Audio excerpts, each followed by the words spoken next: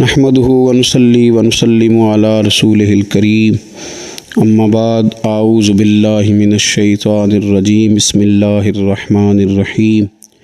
النبی اولی بالمؤمنین من انفسهم وازواجہ امہاتہم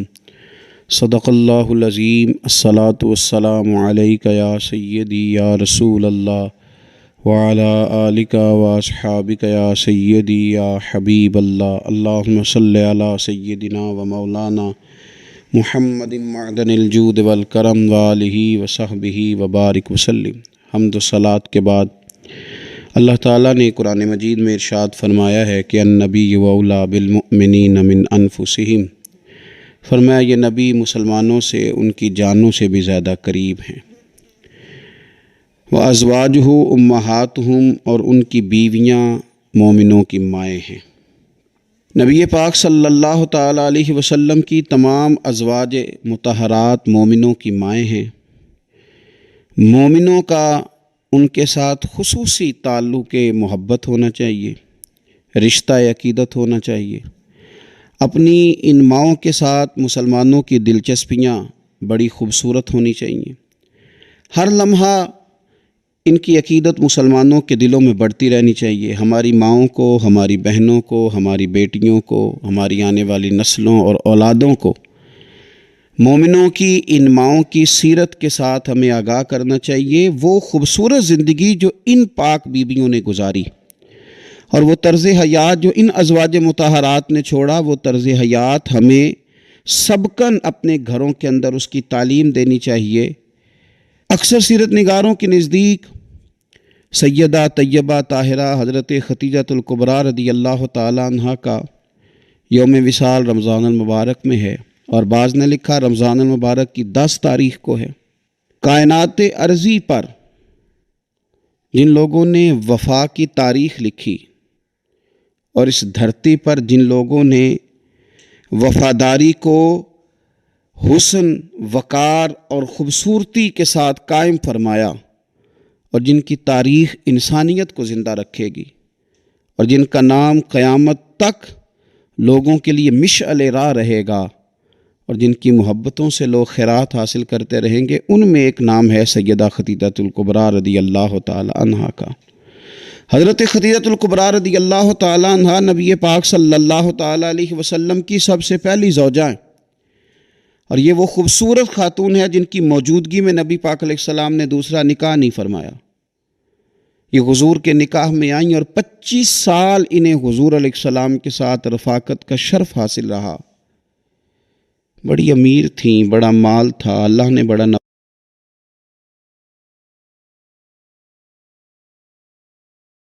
نوازا تھا، لیکن انہوں نے ہر چیز حضور کے مقدس قدموں پہ نچھاور کر دی۔ انہوں نے اپنا سارا مال لا کے حضور کی بارگاہ عالی مرتبت میں پیش کر دیا، اپنی ساری توجہات حضور کی خدمت پہ لگا دیں۔ حضور علیہ السلام جب کفار کی ظلم و ستم سے، ان کی طرف سے آنے والی تکلیفوں سے پریشان ہو کے لوٹتے تو یہ مقدس خاتون میرے قریب محبوب کی دلجوئی کرتی۔ گھر کے اندر نبی پاک صلی اللہ تعالیٰ علیہ وسلم کا حوصلہ بڑھانے کے لیے اللہ تبارک و تعالیٰ نے حضرت ختیجہ الکبریٰ رضی اللہ تعالیٰ عنہ کو منتخب فرمایا۔ آپ حضور علیہ السلام کی خدمت کرتی، حضور سے محبت کرتی، حضور کی ساری اولاد سوائے ایک صاحبزادے کے حضرت ختیجہ الکبریٰ کے بطن نور سے ہوئی۔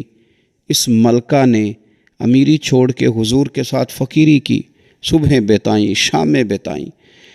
جن کے لیے بہت ساری کنیزیں خود خدمت کرنے کے لیے موجود رہتی تھی۔ اس خاتون نے پھر اپنے دست مبارک سے حضور کی خدمت کی، کھانا پکایا، کپڑے دھوئے، ڈیوٹیاں کیں۔ قربان جائیں، حضرت عائشہ صدیقہ رضی اللہ تعالیٰ عنہ فرماتی ہیں میں نے رشک کیا ہے ساری زندگی حضرت ختیجہ الکبریٰ پر۔ اتنا ذکر حضور کرتے گھر میں ان کا، اتنا ذکر کرتے، اور کبھی ہم ذکر چھیڑ دیتے کہ حضور آپ حضرت ختیجہ کا ذکر کرتے ہیں، تو پھر تو حضور اور زیادہ سیدہ ختیجہ کا تذکرہ کرتے، اور زیادہ محبت کے ساتھ ان کی بات کرتے۔ یارو کبھی آپ غور کریں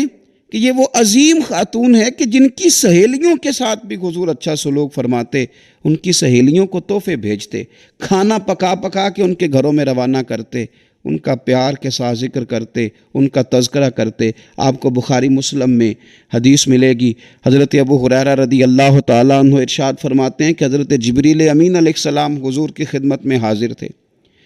تو حضرت خدیجہ الکبریٰ رضی اللہ تعالیٰ عنہ کھانا پکا کے لا رہی ہیں،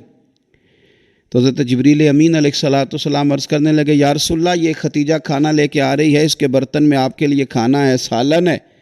حضور جب خدیجہ آ جائے تو اسے اس کے رب کا سلام کہہ دیجئے گا، رب نے ان کے لیے سلام بھیجا ہے، انہیں اللہ کا سلام کہہ دیجئے گا، رب کریم نے سلام بھیجا ہے۔ اور فرمایا رب کریم نے ان کے لیے جنت میں ایک گھر بنایا ہے اور میں اس کی بشارت دینے آیا ہوں، وہ موتیوں سے بنا ہوا گھر ہے جس کے اندر کوئی شور نہیں ہوگا، کوئی تکلیف نہیں ہوگی، جو رب کریم نے سیدہ خدیجہ الکبریٰ کے لیے بنایا۔ بڑا بڑا لوگ مدر ڈے مناتے ہیں، ماؤں کا دن مناتے ہیں، ماؤں کے لیے لفظ کہے جاتے ہیں، شعر کہے جاتے ہیں، پھول بھیجے جاتے ہیں، پیار کی بولی بولی جاتی ہے۔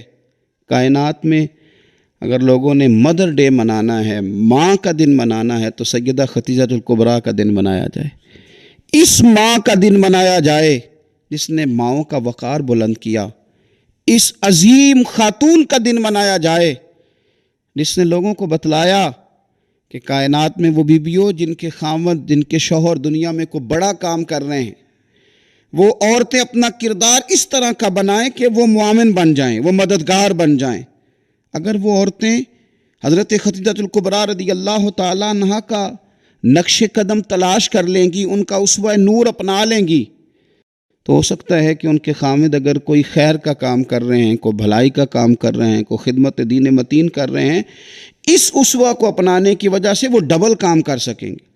شوہر پہلے سے زیادہ خدمات سر انجام دے سکیں گے۔ اس خاتون نے اپنی وفاؤں کا رخ اس طرح موڑا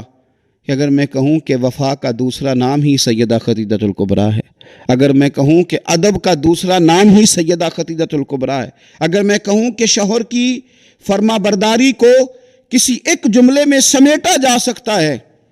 تو اس جملے کا نام سیدہ خدیجہ الکبریٰ ہے۔ سلام اس ماں پر جس ماں نے ہمارے پیارے محبوب علیہ السلام کو اتنا زیادہ پیار کیا کہ حضور سید عالم ان کے پاس آتے تو تسلی محسوس کرتے،